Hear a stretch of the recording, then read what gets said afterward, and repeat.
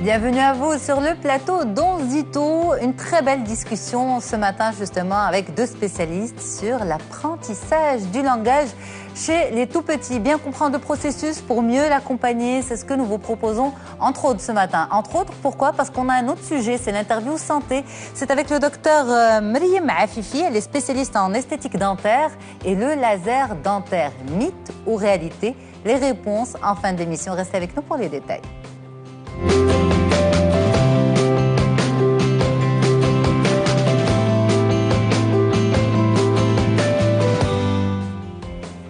Mieux communiquer avec les tout-petits, comprendre leur processus d'apprentissage du langage. Eh bien, on vous dit tout aujourd'hui avec deux spécialistes. Sana Bensouda, bonjour. Bonjour, merci pour l'invitation. C'est un plaisir. Vous êtes orthophoniste. Oui.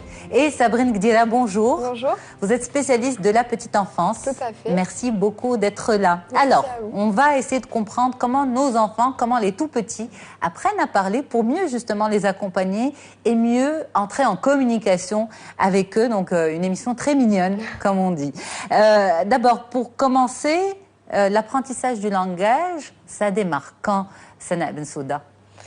Alors, qu'est-ce que vous entendez par l'apprentissage du langage? C'est quand le bébé... Emmagasiner de l'information qui va servir au langage. C'est comme ça que je l'imaginais. C'est dès la naissance, en fait. L'enfant emmagasine, il entend, il perçoit les émotions, il perçoit les sons. D'ailleurs, à partir du premier mois, il différencie la voix de la maman, du papa, par exemple. Donc, c'est depuis la naissance. Depuis la naissance. Alors, Sabrine, vous accompagnez aussi les jeunes parents Oui. dans leur processus d'apprentissage de la parentalité. Parfois même, vous accompagnez aussi les mamans pendant leur grossesse. En grossesse, absolument. Et les mamans aiment bien parler avec leur ventre. Alors justement, déjà in utero, on voit qu'il y a une communication qui peut se faire avec le fœtus et le bébé. Donc à partir du quatrième mois du quatrième semaine de grossesse, l'essence commence à se développer. Vers le 6e mois de grossesse, les tympans se forment. Donc le bébé va être bercé dans des univers de rythme et de son. Il est tout à fait possible de communiquer à ce moment-là avec son enfant.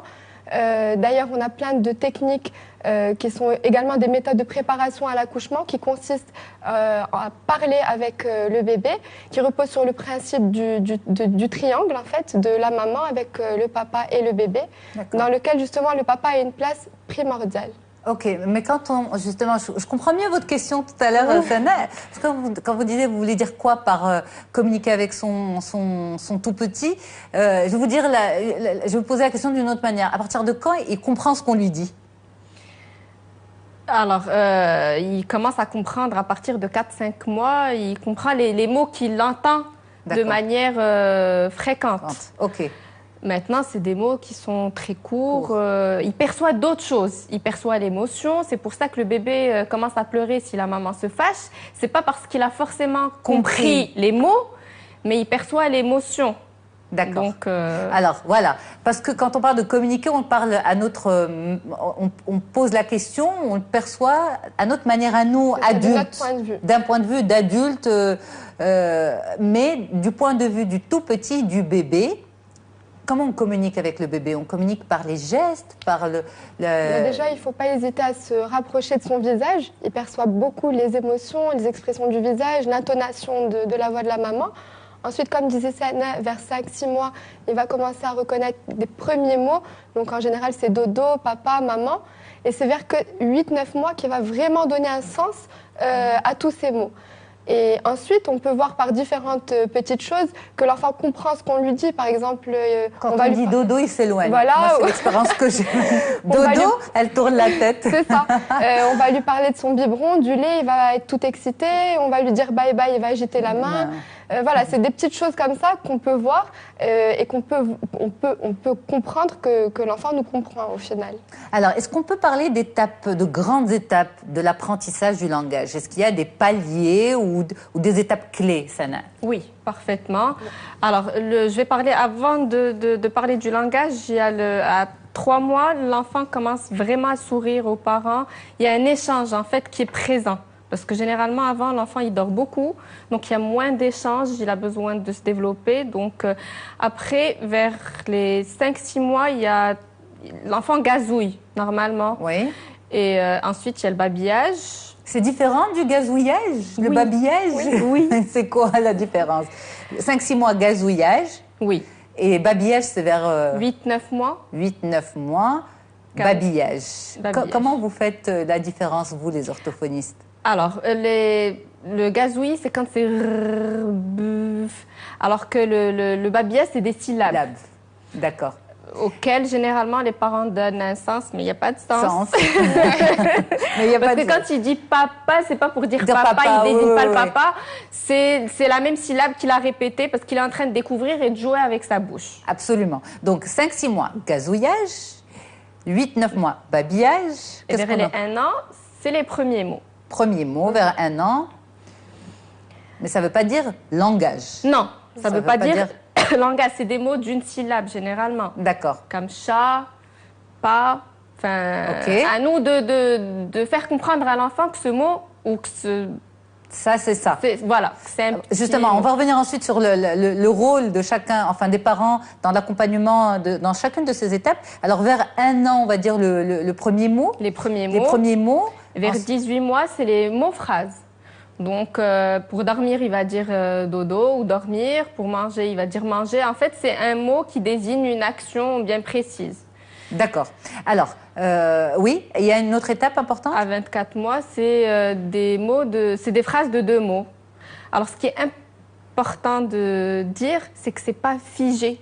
Dans- C'est pas 24 mois. Si à 24 mois, il ne fait pas une phrase de 2 mots, ça ne veut pas dire qu'il est en retard. D'accord. C'est-à-dire que c'est assez flexible. Ok. Quand on dit 5-6 mois, c'est pas 5-6 6 mois, mois. c'est entre 4 et 8 mois. Ok. Justement, Sabrine, vous êtes également éducatrice dans une crèche. Donc, vous êtes très souvent en contact avec les enfants et vous êtes très souvent en contact avec les parents aussi. Et donc, c'est une période pendant laquelle les tout-petits sont vraiment dans ce processus d'apprentissage. C'est ça. Est-ce que les parents viennent justement vous dire, il a 18 mois, il ne fait pas encore de complètement. phrases-mots, c'est ça? De mots-phrases? De mots-phrases. De mots-phrases. C'est des mots en fait qui veulent dire toute la phrase. Alors en fait, comme disait Saner, tous ces âges qu'on est en train de mentionner, ce ne sont que des moyennes. Donc, et en général, les parents font quelque chose qu'on ne doit pas faire, c'est de comparer. Pareil. C'est-à-dire qu'on va avoir un enfant de 2 ans, notre meilleur ami a un enfant du même âge, il va dire plus de mots que notre propre enfant, on va culpabiliser, on va angoisser et on va stresser. Alors que les enfants, déjà, chaque enfant est unique, chaque enfant va à son rythme. Il y a des enfants qui vont justement apprendre mot par mot et qui vont les sortir au fur et à mesure. Il y a d'autres mots qui vont il y a d'autres enfants qui vont beaucoup observer, emmagasiner, enregistrer, qui vont sortir tout d'un coup. Donc ce qu'il faut faire, c'est ne pas essayer de comparer son enfant avec les autres enfants, d'aller à son rythme. Ensuite, il y a effectivement des petites phases de régression qui peuvent survenir et qui sont totalement normales dans le développement d'un enfant. Par contre, si à 18 mois, on voit qu'un enfant est très silencieux, qu'il ne réagit pas, quand bien même on n'associe pas de gestes à ces phrases, qu'il ne semble pas comprendre ce qu'on lui dit, là, il faudrait peut-être consulter soit le médecin de famille, soit le pédiatre, juste pour enlever toute possibilité pathologique. Et les parents sont souvent angoissés, justement, vous le constatez, ou bien vous demandez, vous posez la question, qu'est-ce qui se passe? Est-ce que mon enfant se développe bien? Alors, ça survient surtout pour le premier enfant, parce que déjà, on appelle ce qu'on appelle l'enfant rêvé, l'enfant désiré. Donc, on se fait une image de l'enfant qu'on aimerait bien avoir, qui soit précoce, qui sache tout avant tout le monde. Et après, on a la réalité. Oui. Et les mamans déjà culpabilisent beaucoup, elles comparent beaucoup. Elles veulent que leur enfant, c'est normal, c'est tout à fait normal, brille, soit le meilleur. Et puis quand elles voient que les autres copains de la classe savent dire des phrases de 10 mots, et que le sien peine à juxtaposer à peine 2 mots, c'est vrai qu'elle angoisse. Après, on voit dans une seule et même classe, il y a des enfants qui sont nés en janvier, d'autres qui sont nés en décembre, ce qui fait une vraie différence. Parce qu'à cet âge, 1 an, 12 mois, c'est énorme. C'est énorme en termes d'acquisition. Bien sûr. Même 2 mois. Même 2 mois, tout à fait. On le voit avec nos enfants, absolument. Donc, il y a une multitude de facteurs. Ensuite, il y a les facteurs... le langage, c'est affectif, c'est neurologique. C'est-à-dire qu'il y a plein de facteurs. Il peut y avoir un changement, l'arrivée d'un petit frère ou d'une petite sœur, un déménagement, la maladie d'un proche. Donc tout ça a une répercussion certaine sur le développement du langage et d'autres développements de l'enfant. On va détailler tout ça au fur et à mesure. Justement, la communication, on peut l'établir dès le départ, in utero avec ce tout petit, avec ce fœtus. Ensuite, il vient au monde, il y a les émotions, il y a le toucher et il y a le gazouillage à partir de 5-6 mois. Alors, comment on peut entrer en contact avec un tout petit qui gazouille? Qu'est-ce qu'il faut faire quand il gazouille? Est-ce on dit qu'il aime bien s'entendre? Est-ce que c'est vrai? Est-ce qu'il aime bien s'entendre? Est-ce qu'il expérimente le son de sa gorge ou il communique? C'est le tout. Il découvre déjà.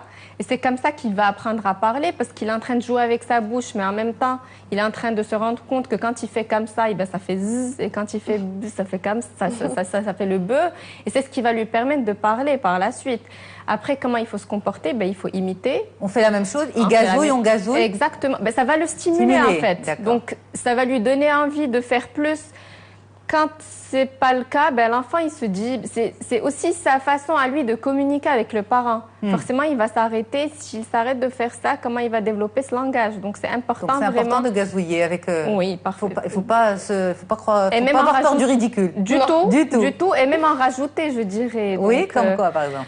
Comme, je sais pas, je donne un exemple très simple, faire le son des animaux, claquer la langue et faire comme le cheval, ils adorent ça et c'est comme ça qu'ils apprennent aussi, ils imitent, l'enfant imite aussi, donc quand ils commencent... Le babillage aussi, le babillage c'est les syllabes. Oui. Alors, est-ce qu'il faut babiller avec eux? On babille avec eux. On babille avec eux et on associe quand il y a moyen d'associer. Par exemple, s'il dit pas, alors pour lui c'est une syllabe, mais s'il dit papa et que papa est à côté, on pointe, je suis là. On pointe papa ou il dit qu'il est là.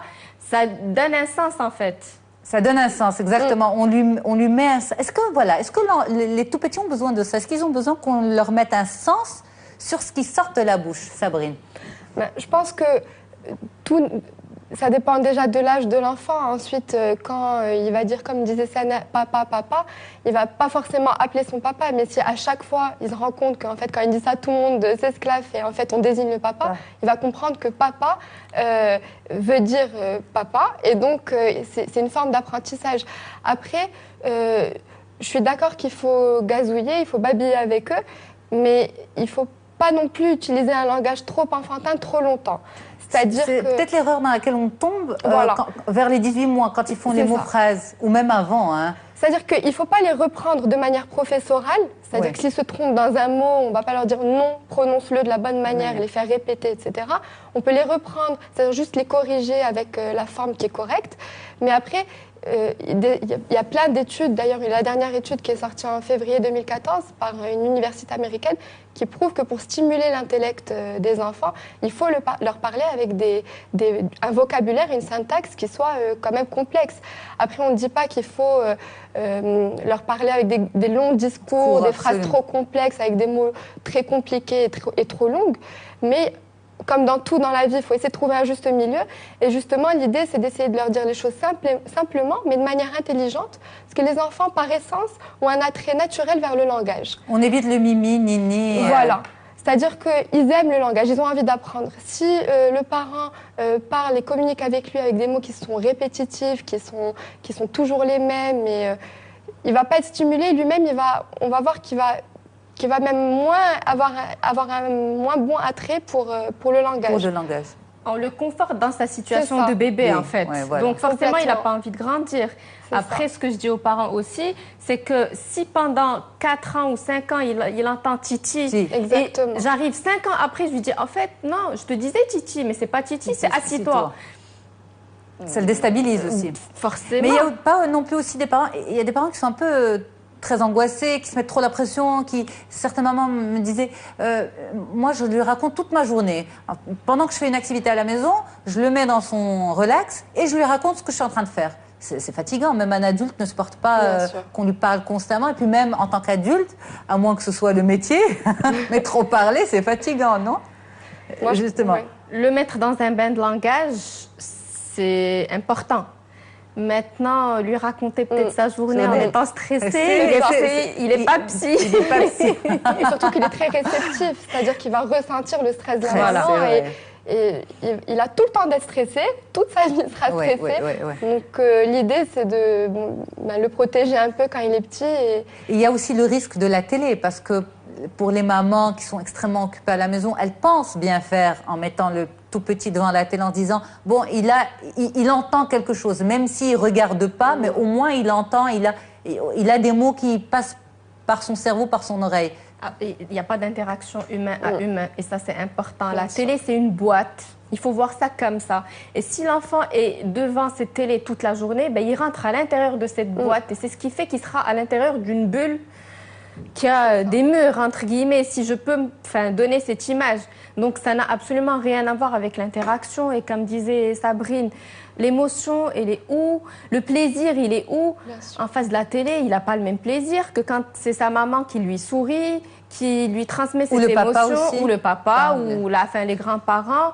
Je dis souvent la maman parce que c'est la réalité, c'est vrai. Mais ça n'a absolument rien à voir. Absolument. Sans parler des... Il est passif au lieu d'être actif. Alors, vous l'avez dit tout à l'heure, vous avez dit attention, on a donné des bornes, mais ces bornes ne sont pas figées. C'est des moyennes pour les spécialistes, pour les parents. À quel moment on parle d'un enfant qu'il a un retard? À quel moment on dit qu'il a un retard de langage? C'est-à-dire quand arrivé à 24 mois, ou plus ou moins, il ne fait pas encore de phrases à 2 mots, ou bien déjà dans tout le processus, on peut détecter un retard de langage. Sabrine, à l'école, comment ça se passe? Déjà tout petit, quand ils sont bébés, quand on voit qu'un enfant est trop silencieux, qu'il ne parle pas, qu'il ne s'exprime pas, qu'il n'y a aucune interaction avec son environnement proche, on peut déjà penser qu'il y a un souci.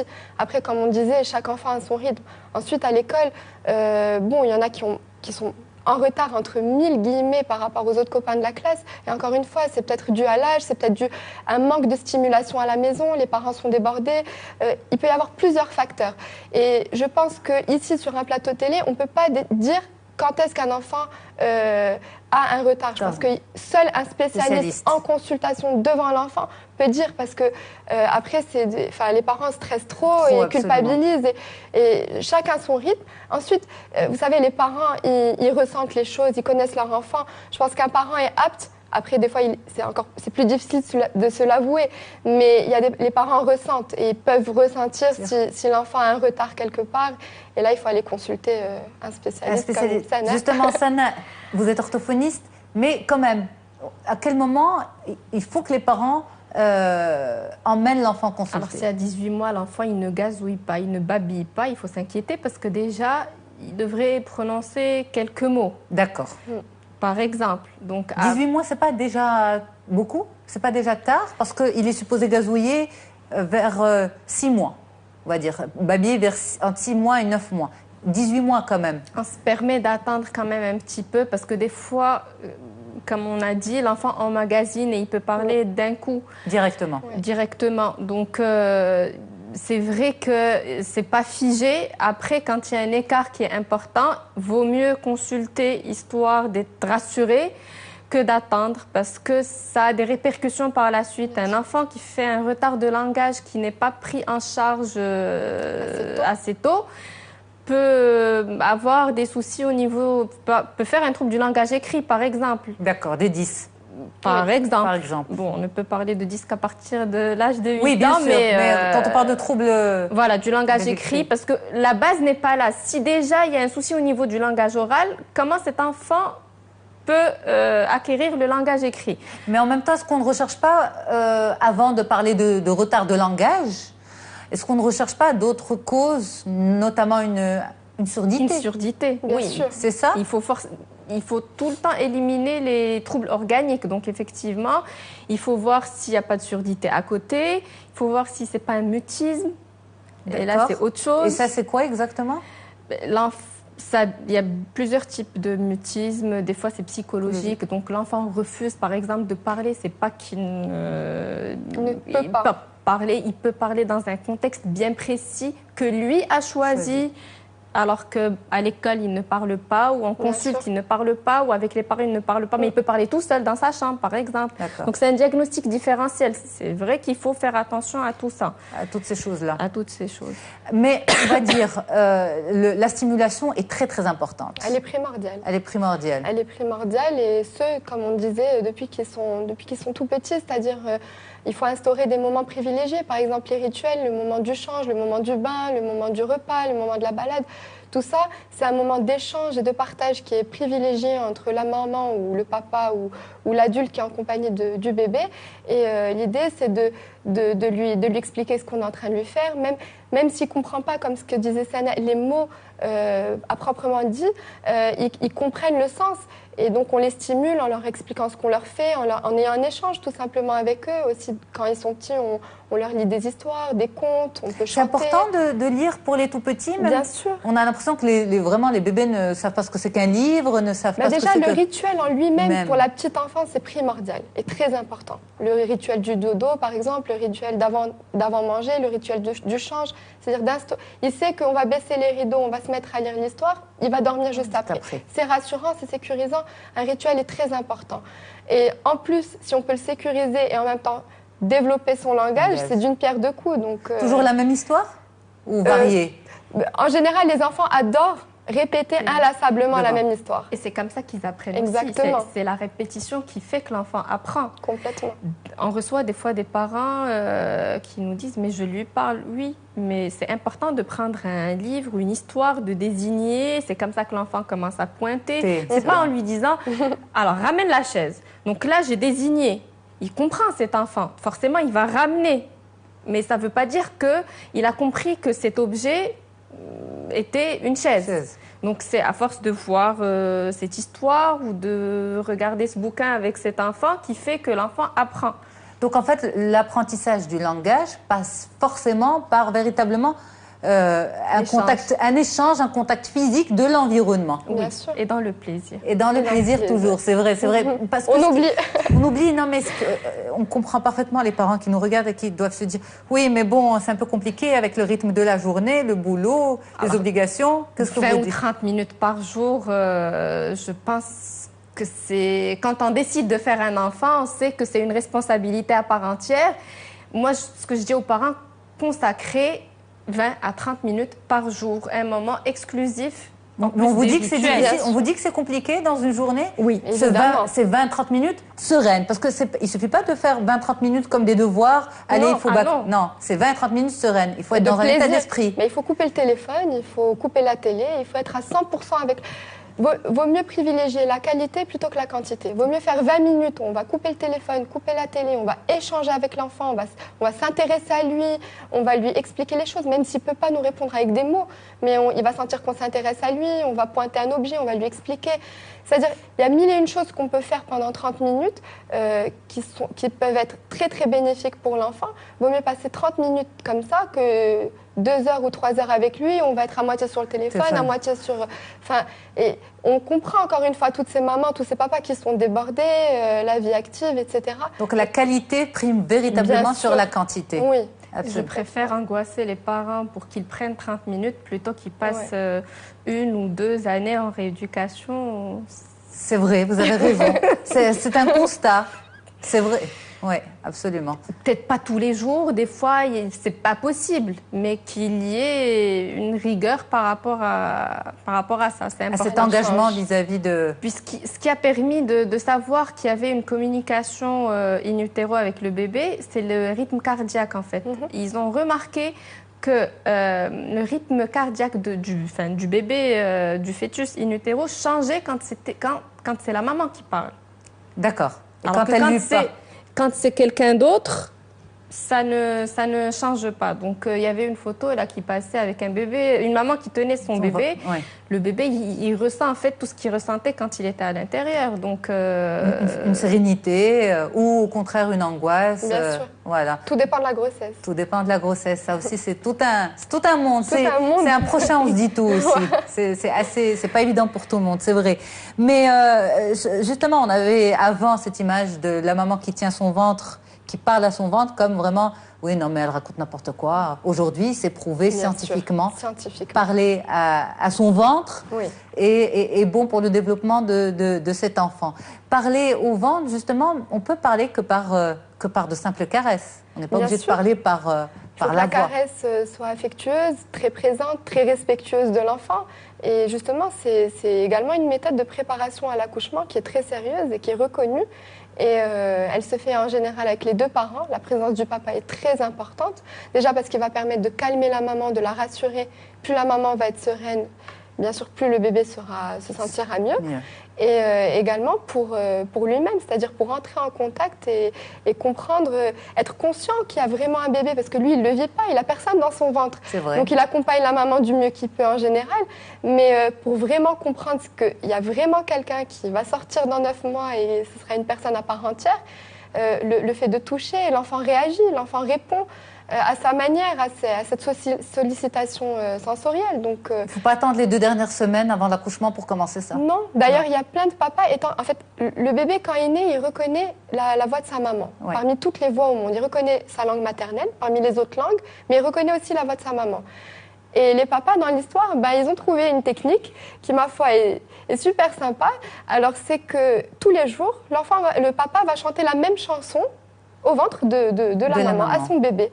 Et à la naissance, le papa va rechanter cette chanson et le bébé reconnaît le papa. Reconnaît le papa parce qu'il reconnaît cette voix qui lui a chanté. Il reconnaît la chanson, il reconnaît la mélodie et donc voilà.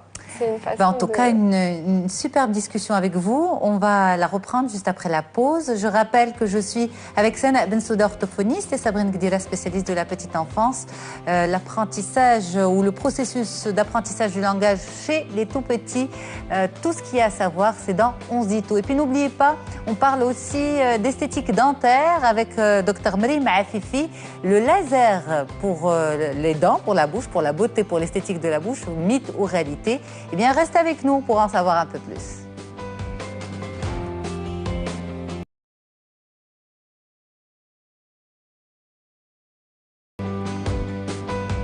Allez, on reprend, on continue cette belle discussion avec nos spécialistes aujourd'hui sur l'apprentissage du langage, mieux comprendre le processus pour justement mieux l'accompagner. On en parle avec Sana Bensouda et Sabrine Gdira.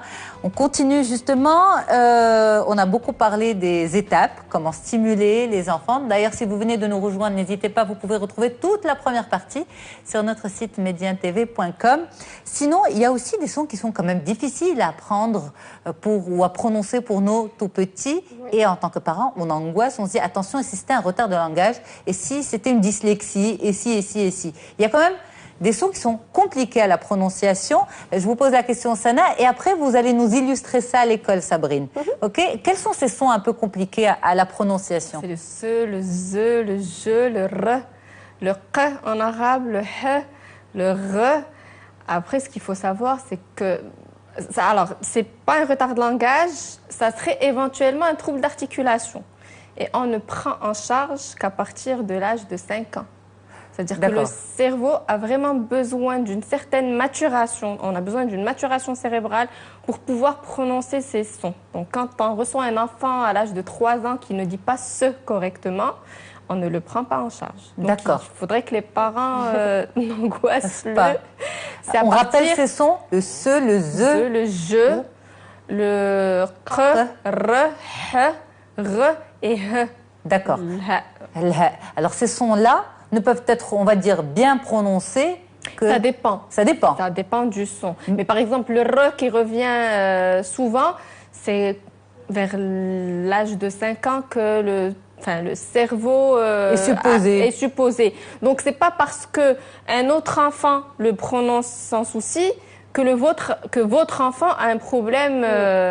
Il faut attendre. Des fois, ça peut arriver d'un jour à l'autre, alors qu'on s'y attend même pas.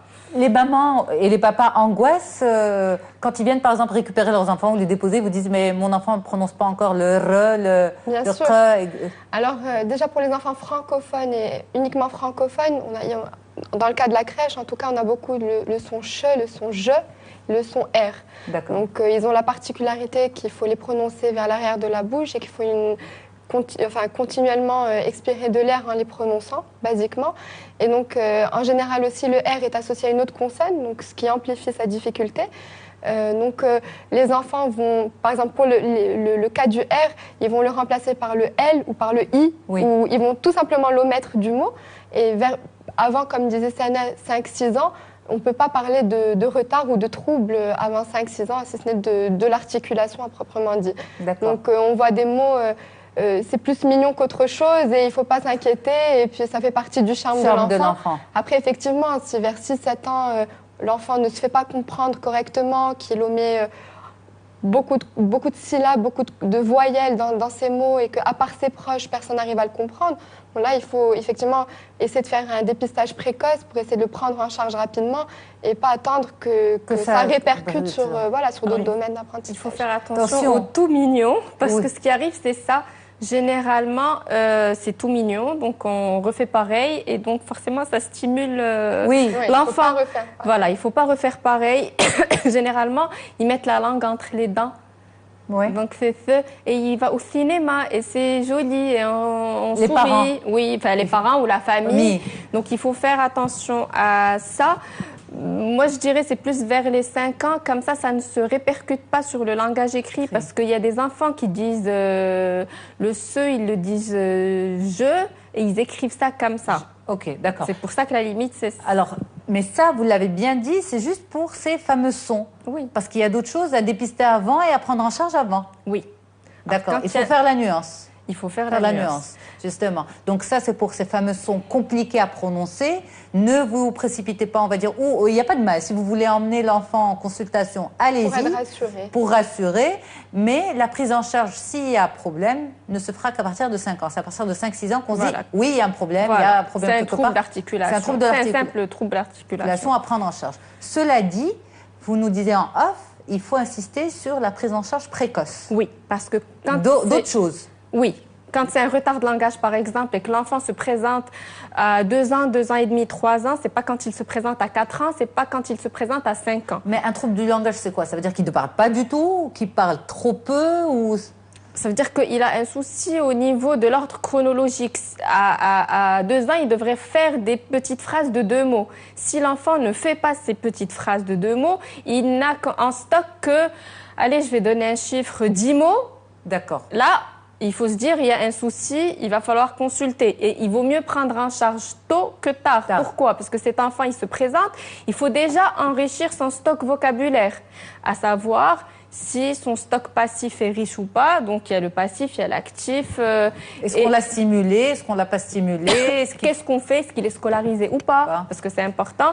Donc, plus tôt c'est pris en charge, mieux c'est, et plus tôt la prise en charge se termine. Des fois, on reçoit des retards de langage à 4 ans et demi, 5 ans. L'enfant est en grande section ou en fin de moyenne section. Il passe au langage écrit et là, c'est difficile. Donc, on se retrouve avec d'autres retards. Alors, certains parents parlent parfois de période de silence. Certains parents disent, bon, mon enfant, 1 an, il disait maman, papa, il disait quelques mots. Et puis, vers 1 an et demi, il a décidé de ne plus parler. Il est entré dans une période de mutisme. Pendant 2 mois, pratiquement, il ne parlait plus. Alors, qu'est-ce que c'est? Est-ce que c'est un trouble? C'est une régression? C'est quoi, Sabrine? Alors, dans un premier temps, il faut savoir que dans n'importe quel, la plupart des développements de l'enfant, il va y avoir un moment où il va avoir ce qu'on appelle une régression. Ensuite, une régression, elle est tout à fait normale. Il ne faut pas s'en inquiéter. Par contre, il faut essayer de comprendre les causes. Parce que généralement, une régression se fait après un événement. C'est-à-dire soit la naissance d'un petit frère ou d'une petite sœur, soit un déménagement, soit vers 2 ans, 3 ans. On a l'impression que les tout petits ne comprennent pas. Ils comprennent tout, ils ressentent tout surtout. Et donc, vers 3 ans, il va commencer à se poser des questions existentielles. Où j'étais avant de naître? Qu'est-ce que la mort? Et tout ça, c'est une prise de conscience de la vie, au final, qui fait qu'il angoisse. Et cette angoisse peut justifier une régression. On peut avoir la maladie d'un proche. On peut avoir une multitude d'événements qui peuvent expliquer une régression. Donc, l'idée, c'est d'essayer de comprendre avec l'enfant ce qui se passe. Ensuite, on voit que parfois, quand ils ont un petit frère ou une petite sœur, c'est toujours plus agréable d'être le plus petit. On se fait chouchouter, on se fait choyer. Donc, il a envie de revenir dans cette enfance pour essayer d'attirer l'attention aussi de ses parents, qu'on s'occupe de lui comme avant, parce qu'avant, c'était le centre du monde, maintenant plus. Donc, il y a beaucoup de choses qui se passent dans cette petite tête. Est-ce qu'on ne m'aime plus, on m'aime moins qu'avant? Est-ce qu'on m'a remplacé? Donc, tout ça, quand un enfant régresse, il est intelligent, il voit bien qu'on s'occupe beaucoup plus de lui, qu'on va s'interroger, qu'on va essayer de comprendre. Donc, l'idée, pour les parents, c'est d'essayer d'une part de comprendre la cause de cette petite régression et ensuite d'essayer d'y remédier. Il ne faut pas paniquer, il faut simplement lui expliquer avec des mots, il faut se mettre à sa hauteur, lui expliquer que... Sa hauteur physique. Voilà, sa hauteur physique, qu'on comprend que la position dans laquelle il est. C'est-à-dire qu'un enfant, on peut lui parler comme un adulte tant qu'on utilise des mots simples. Il faut juste qu'il voit qu'on se met à sa place, qu'on le comprend, qu'on l'aide, qu'on est là pour lui. Et puis, quand un petit frère ou une petite sœur arrive, il ne faut pas arrêter de s'en occuper. Il faut juste s'en occuper différemment. Il ne faut pas trop s'en occuper non plus. Certains disent qu'il ne faut pas non plus en faire trop. Il ne faut pas en faire trop. Il faut rester dans le juste milieu. De toute façon, comme dans tout, ce qui concerne l'enfant et tout en général. Mais beaucoup de parents, et c'est compréhensible, n'ont pas d'aide. Le petit dernier arrive, il est tout mignon, il a besoin de plus de soins, de plus d'attention. On a tendance à un peu délaisser, même émotionnellement, sans s'en rendre compte, l'aîné. Des fois, c'est pas par le temps passé avec lui, c'est juste parce que le petit va gazouiller, voilà, et ben tout le monde va dire que c'est incroyable, tout le monde va arriver à la maison avec les cadeaux, on va vouloir aller voir le petit dernier. Absolument. Et le grand, ben il voit tout ça et surtout s'il a vécu longtemps seul. Surtout s'il a vécu longtemps seul. Ça vient. Voilà, donc. Certains spécialistes parlent aussi de cette période de mutisme entre guillemets comme une période où cet enfant est en train d'emmagasiner un maximum de. Il y a des enfants qui sont comme ça, dans une forme de réflexion. De retrait. Ça veut dire qu'il est en train d'emmagasiner, je vais y arriver, un maximum de vocabulaire pour mieux éclore, en fait. Exactement. Tout à l'heure, je parlais du passif et de l'actif. En fait, c'est ça, en fait. Le passif, c'est tout ce qu'on a, enfin, tout ce qu'on a ou tout ce que l'enfant a en tête, tout ce qu'il a emmagasiné. Et après, en fait, il commence à l'utiliser, il commence à utiliser ses mots. Donc, je ne parlerai pas de régression. Parce que la régression veut dire tout autre chose, c'est qu'il y a eu un arrêt d'apprentissage, alors que là, c'est pas du tout le cas, sauf quand il y a événement traumatique, comme disait Sabrine. C'est un moment où l'enfant est en retrait et donc il est en train d'enrichir son stock vocabulaire et il est en train de réfléchir à comment il va l'utiliser, quand est-ce qu'il doit dire ce mot, quand est-ce qu'il doit utiliser cette phrase. Dans leur petite tête, il y a tout ça qui se passe quand même. Ben oui. C'est les moments d'arrêt. En fait, quand l'enfant vous parle, on remarque souvent des enfants de 2, 3 ans, il est en train de vous parler, il s'arrête tout d'un coup. Il est en train de réfléchir et de chercher ses mots et de se dire est-ce que c'est la bonne situation, est-ce que ça a le bon sens. On fait ça aussi, nous, les adultes, oui, justement. On voit les gens réfléchir, à bien sortir les mots, à bien s'exprimer. C'est des petits adultes. Sans problème, avec les problèmes en moins, avec le stress en moins. Alors, l'apprentissage des langues. On dit justement qu'à cette période, tout petit, les enfants sont capables d'emmagasiner un maximum de vocabulaire et dans différentes langues. Est-ce que c'est vrai ou c'est pas vrai? Alors c'est une richesse. Effectivement, c'est conseillé quand l'enfant n'est pas en difficulté. Parce que certains parents sont dans la surstimulation. Allez, on va lui mettre l'arabe, le français, l'anglais, l'espagnol. De toutes les manières, il est capable de tout apprendre. Tout est une question de juste milieu, comme ça a été dit par Sabrine. La surstimulation n'est pas bonne, la sous-stimulation n'est pas bonne. Donc, je ne vois pas l'intérêt sauf si, c'est comme ça. Des fois, on a le papa qui parle une langue, la maman qui parle une autre langue, et l'enfant est scolarisé dans un système X, troisième. Voilà, un troisième.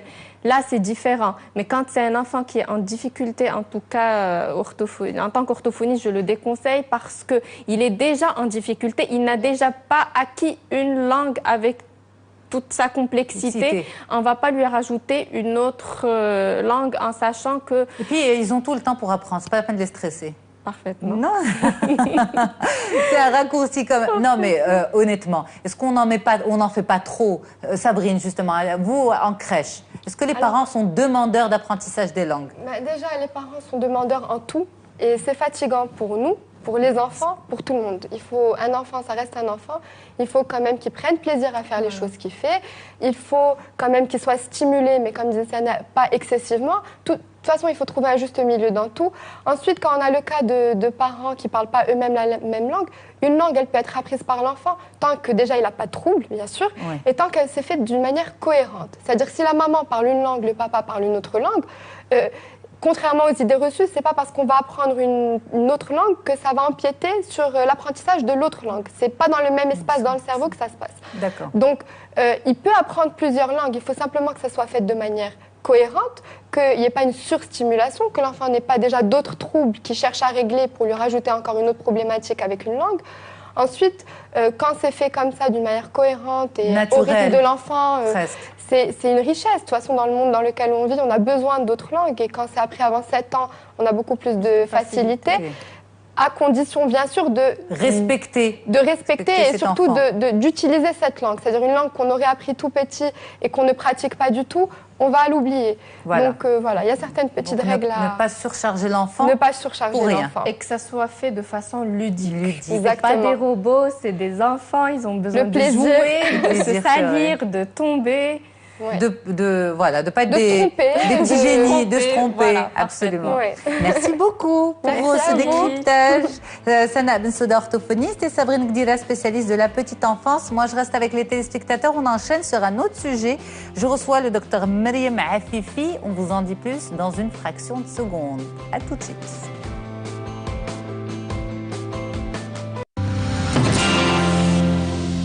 Et donc voilà, je suis avec le docteur Maryam Afifi, spécialiste en esthétique dentaire, entre autres. Bonjour docteur. Bonjour Yasmine et merci pour l'invitation. Merci à vous d'avoir fait le déplacement. Vous êtes justement spécialiste exerçant à Casablanca. Oui, effectivement. Merci beaucoup d'être là avec nous. Alors, on va parler avec vous des lasers, pas du laser, mais des lasers en dentisterie et leur efficacité, mythe ou réalité. Lorsqu'on pense laser, de façon générale, on fait référence à l'esthétique.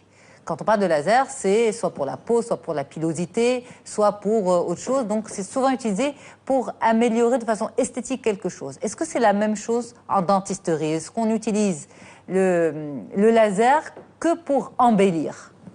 Très bien, question pertinente parce que généralement quand on parle de laser, c'est toujours dans notre esprit, dans notre subconscient, c'est à visée esthétique. Absolument. Notamment en médecine générale pour la pilosité. Tout à fait. Maintenant en dentisterie, le laser il est utilisé beaucoup plus pour des fins thérapeutiques médicales, notamment pour faire des chirurgies, pour faire des phrénectomies et pour réaliser... C'est enlever le frein labial qui va déranger la poussée normale de la langue. Au niveau de la langue, pour les tout petits en bas. Et ça va des fois déranger la parole, donc le médecin est obligé d'enlever ce petit frein. Et in fine, donc le laser, il est plus à visée médicale, chirurgicale qu'à visée esthétique. Maintenant, si vous me dites visée esthétique, ça veut dire qu'il va corriger le sourire gingival, je vous dirais oui. Parce qu'on pourra réaliser des petits festons gingivaux et améliorer la qualité du sourire. À ce moment-là, on va quantifier le sourire blanc du sourire rose. Je ne sais pas si j'arrive à m'exprimer. Le sourire blanc du sourire rose. Alors, quand on parle de sourire gingival, ça c'est vraiment un chapitre à part entière. Ouais. Le sourire gingival, c'est lorsqu'on sourit et que la lèvre supérieure monte trop et laisse trop apparaître la gencive, ce qu'on appelle en anglais le gummy smile. Le gummy smile. Voilà. Alors, pour le sourire gingival, ça c'est bien. C'est un point très important. Docteur Afifi, justement. Qu'est-ce que vous faites? Est-ce que vous allez gommer la gencive avec le laser et donc ce n'est pas vraiment abrasif et donc ce n'est pas vraiment douloureux et ça permet une précision? C'est ça que vous faites? C'est une forme de curetage de la gencive? C'est un peu ça, effectivement, mais tout dépend après de l'épaisseur et de la gencive qui est là. Vous allez aller chercher plus dedans?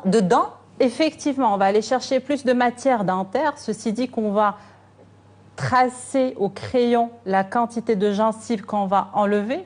Et juste avec un petit coup de laser, on va enlever les petits festons gingivaux. Qu'est-ce que vous retrouvez en dessous? De la matière dentaire. De la matière dentaire, mais ce n'est pas ce qu'on voit. C'est pas cette dent-là, c'est autre chose. C'est la racine, non? Non, si, c'est la dent. Si, c'est la dent, mais on fait des mensurations avant pour être sûr qu'on tombe sur la dent. Mais après, si on a beaucoup de gummy smile... Ça ne fait pas de dents trop longues? Ah non, pas du tout.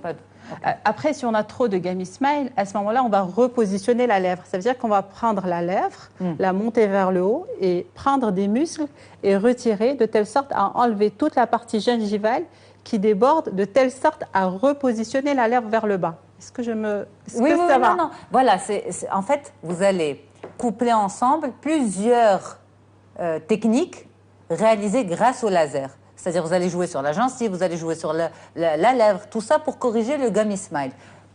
Très bien. Mais quel est l'avantage du laser? Pourquoi vous allez, par exemple, aller plus vers le laser que vers une autre forme? Chirurgie standard. Très bien. Alors, le laser, c'est quoi d'abord le laser? C'est une onde. Oui. C'est comme les ondes TV, c'est comme les ondes radio, les ondes du micro-ondes. C'est une onde qui va générer, c'est un dispositif médical qui génère une onde électrique.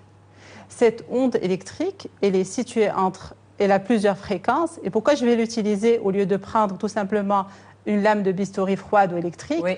Parce qu'elle a un grand effet de biostimulation et de biocicatrisant. L'effet du laser, il a été démontré maintenant, et c'est vraiment prouvé, c'est qu'il a un effet de régénération osseuse et tissulaire et cicatrisant, je vais dire... C'est moins agressif? C'est moins agressif. Avec un meilleur ressenti chez le patient, un meilleur vécu, moins d'anesthésie et moins de douleur. Mais par exemple, vous n'allez pas utiliser le laser pour un détartrage? Tiens. Si. Alors, quand on fait le détartrage, par exemple, si on a une maladie parodontale, par exemple, on a une maladie parodontale, on doit faire des curetages. Ça veut dire une maladie de la gencive. Exactement, ça veut dire une maladie de la gencive. Si on fait le détartrage avec des curetages, oui. Une fois on a terminé les curetages, c'est très important de passer le laser après avec du peroxyde d'hydrogène. On a une régénération osseuse naturelle foudroyante. Mais par exemple, le détartrage sera fait de manière classique et traditionnelle, on va dire. Si on va faire que les détartrages, ce n'est pas la peine de faire le laser. Si maintenant on doit faire des curetages plus avancés, oui, à ce moment-là, on va faire le curetage laser assisté. D'accord. Le traitement par laser coûte plus cher. On va revenir au prix tout à l'heure, mais enfin, dans l'esprit des gens, le laser coûte plus cher. Donc, si je vais chez un dentiste et qu'il me propose pour un détartrage un laser, je vais me dire, est-ce qu'il ne veut pas me faire ça uniquement pour me facturer ça plus cher? Alors, pour me corriger d'abord, ou pour corriger l'esprit des téléspectateurs, c'est que d'abord, on ne fait pas de détartrage avec laser. On fait des curetages laser assistés. Le détartrage, il ne pourra pas être fait avec laser parce que ça va être un surtraitement. D'accord. Maintenant, si par exemple, je vais faire une lésion afteuse, une lésion herpétique, parce que le laser, il peut arranger des petites lésions qui embêtent le patient à la longueur de la journée, notamment des aftes, des lésions herpétiques, des kystes. À ce moment-là, ça va être un acte à part. Malheureusement, ce n'est pas un acte qui est codifié. Donc, du coup, on ne peut pas être remboursé. Le prix, ça va être le prix d'un acte classique standard. Ok, mais par exemple, l'herpès, c'est du ressort du dentiste ou du dermato? Alors, l'herpès, avec le laser, c'est du ressort du dentiste. Avec le laser. Alors, l'herpès labial? Oui, l'herpès labial, c'est dans la journée. C'est dans la journée, on a une rémission totale de l'herpès. D'accord. Et les vésicules, elles se débourgeonnent le jour même. D'accord. Et mieux encore, comme le laser, il a un effet pénétrant, ça veut dire qu'il peut agir en profondeur, ça veut dire que la récurrence, elle est moindre par rapport à la récurrence normale. Je m'explique. Oui, je vous suis parfaitement, mais quand vous dites récurrence, ça veut dire que la personne fera moins d'herpès rapidement. Exactement. Mais le virus de l'herpès ne se loge pas uniquement au niveau de la lèvre. Le virus de l'herpès se loge beaucoup plus loin, au niveau de l'organisme. Je suis entièrement d'accord avec vous. Maintenant... Ça veut dire que quand vous dites... Vous agissez de façon locale. Je n'essaye pas de vous contredire, mais je veux juste comprendre le principe.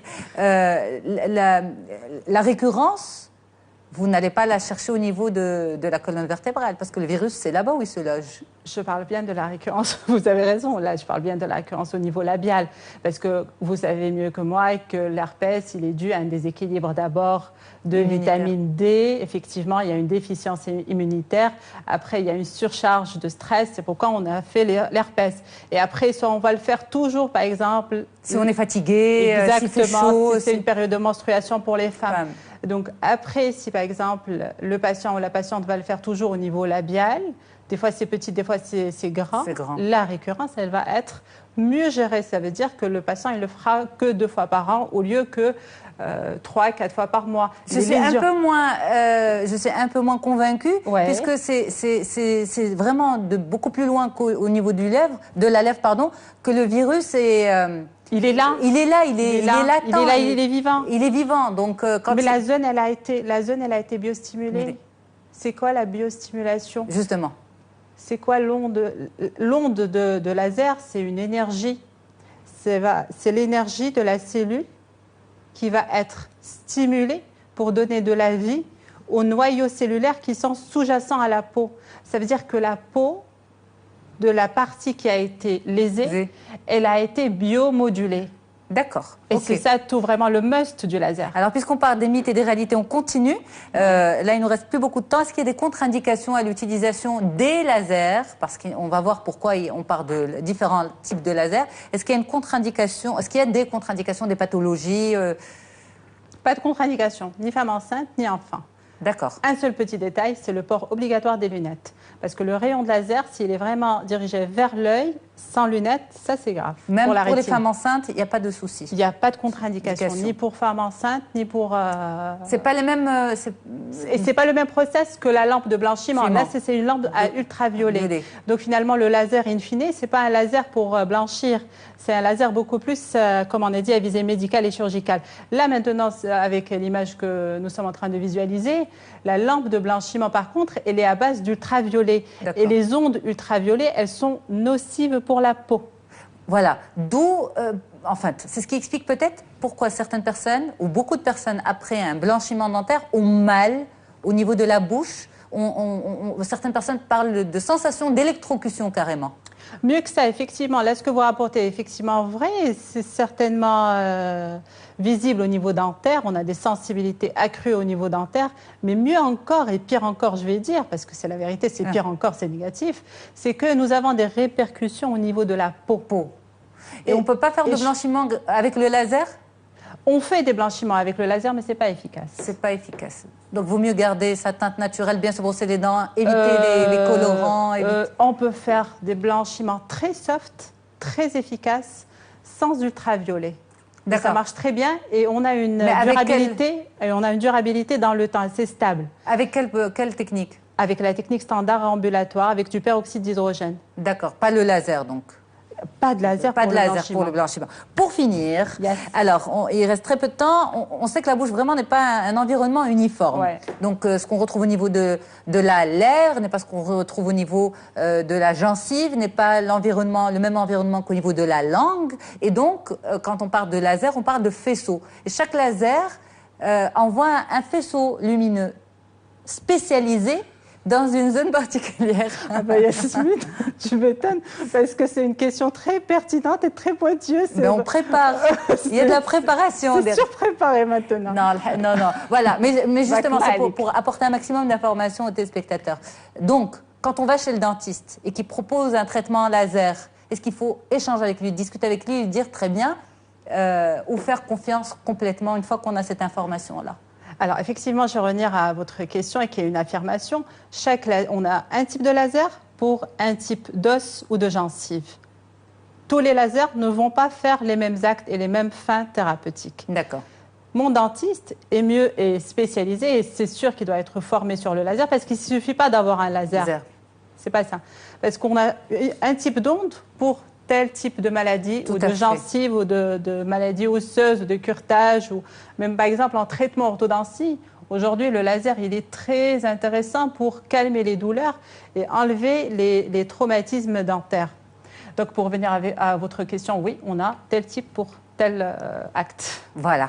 Merci beaucoup pour toutes ces explications. Dr Mariam Afifi, vous êtes dentiste, spécialiste en esthétique dentaire à Casablanca. C'est un plaisir de vous recevoir et d'échanger avec vous avec votre beau sourire, Lalla. Merci beaucoup. C'est gentil. Merci à toute l'équipe qui m'aide à préparer et à réaliser cette émission. On se dit tout très très vite sur Médien TV. À bientôt.